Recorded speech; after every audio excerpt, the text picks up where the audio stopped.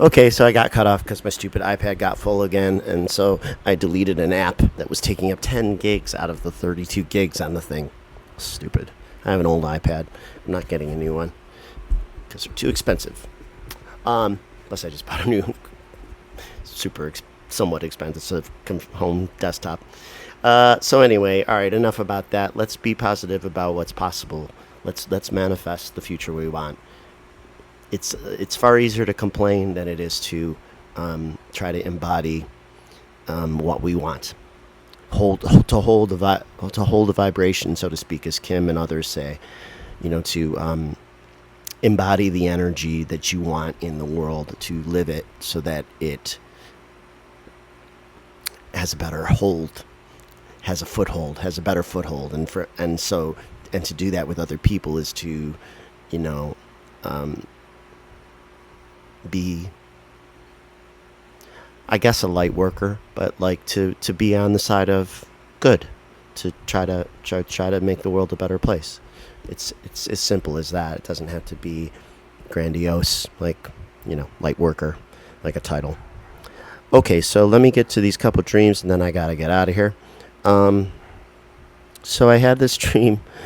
Um, I'll just read it how I texted it to my mom, and then elaborate from there. I wrote her that I had a dream in which my eyes were comically huge. Then my skin started to get this amazing colored pattern and shimmer all over it. It looked like if a map of deep space stars and colorful galaxies was projected onto me, except it was my actual skin. It was almost like this was my true form. And I have had many cosmic dreams. If you watched me before, you know this. This one was super cool because it was yet another, another slight variation on the theme. I love how they put these things into my dreams in new creative ways that I could not have thought of. So it was kind of like being, like a star being. At first, it was funny because, like I said, my eyes were like, they were growing and they were like this big on my head. Like they were comically huge. And the more I widened them like this, the bigger they got physically on my face. So it was like, it started comedically. But then it was basically then it was like my skin was basically transformed. It was like my entire body was purples, dark purples, dark blues, and maybe some greens.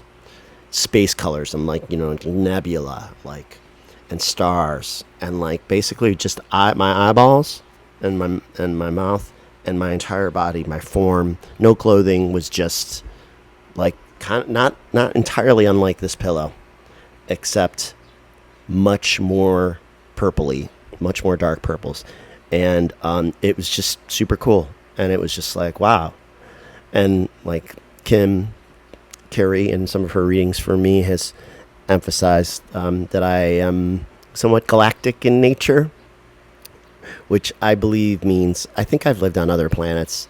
And Terry at Terry at Holding Space, I think is the name of her channel. She once said that she saw me living on other planets and maybe even living through maybe catastrophes on other planets, like end of cycle kind of things. Maybe that's my specialty.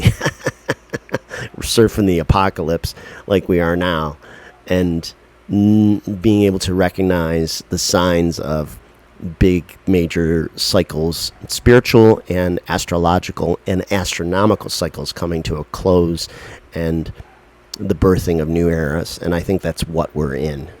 We're either at the end of the last era, or we're in the beginning of the new era, or they just simply cross over.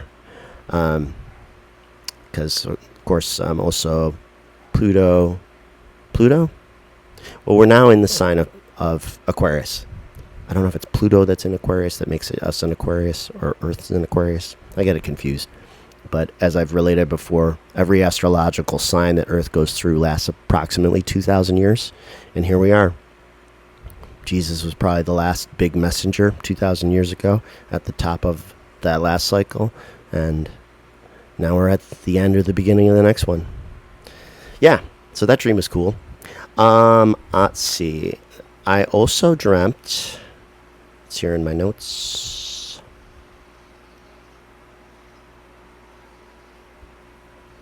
Sorry for the delay.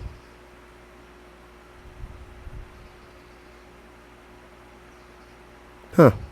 No, this is one I forgot about, but I texted my mom about it. I have so many that I do forget. This is, I don't know what date this is, maybe a week ago. I wrote to her, "It's weird. I dreamt about being on a labor crew of about 40 to 50 people working on a big tech installation project with huge equipment and lots of steel and heavy cabling and machinery. At the job site, we slept outside in makeshift beds inside the work trucks with flatbeds or any space available to lie down after unloading the gear. It was winter, and then the project would start in the morning. I didn't know anyone. People were agreeable as there was just a job to do." And the funny thing that I just remembered about that dream is it was not unlike the dream I just told you about in the cafe, like where all the people energies were on top of each other. Because in this dream, people were sleeping so closely together in these spaces that they were almost on top of each other, but it didn't feel weird. It just felt like survival and what you need to do. And the funny part is, when I wrote my mom about this dream, her this was her text back. Can you see it? Can you see this? Is the shrug?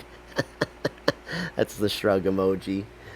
She said, "I don't know," because she's like, "I don't know about your dreams. You go out to places I don't know where you're going." Okay, let's see. But where's that other one? Come on. How far back does this go? Ah, shoot. I hate wasting your time like this.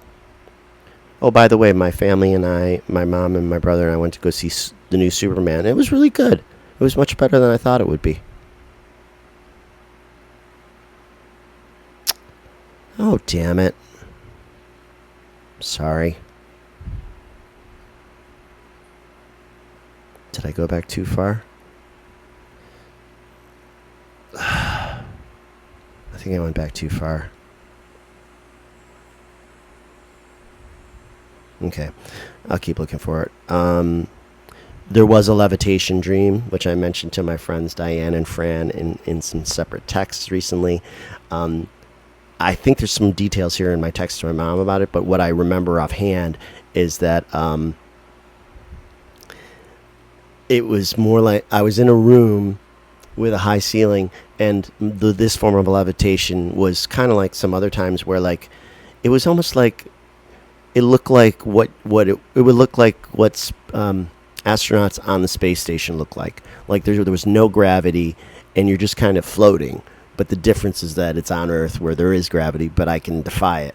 And I'm just sort of, at points, I'm like hunched over into a ball, and I'm sort of bouncing softly off the walls of the room and just sort of stretching my hands out and navigating and sort of flying, floating in the room. So that was the fun part about it.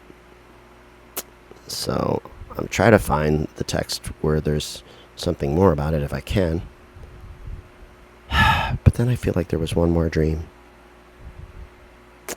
Oh, darn it.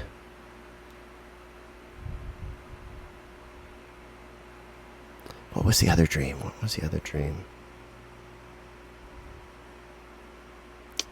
Come on, help me out, Spirit.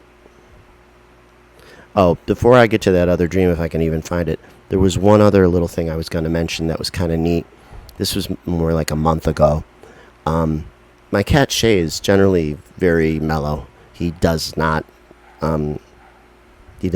get panicky about things, but for some reason, in the middle of the night, one night, he seemed to be maybe choking on something.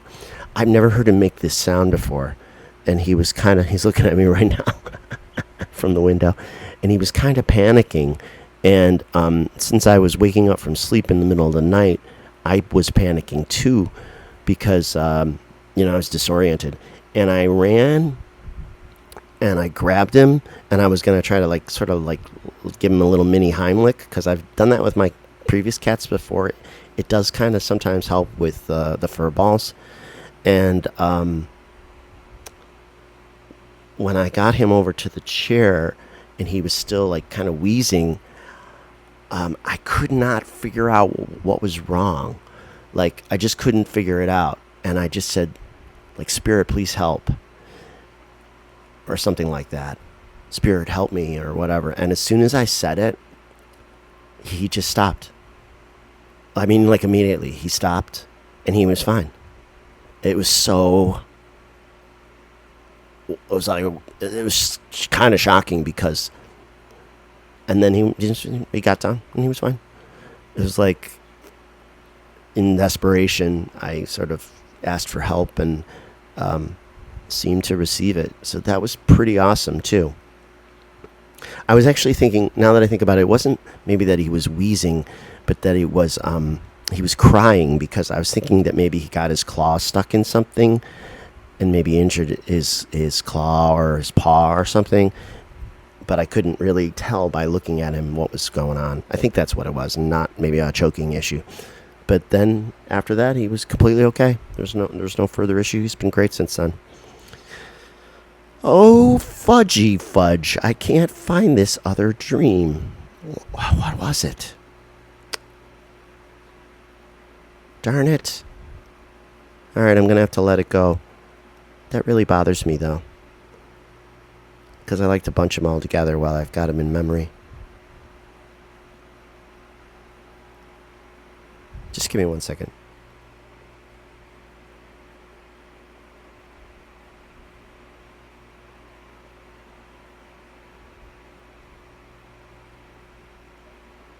Oh, I know what it was, but where is it in the notes?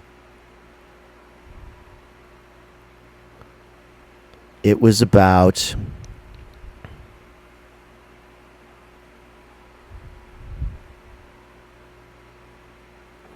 shoot. I found it. Okay, I found it. Sorry. I had a dream. It was the same night that I had the levitation dream, and I found the rest of the details. I wrote about the levitation dreams.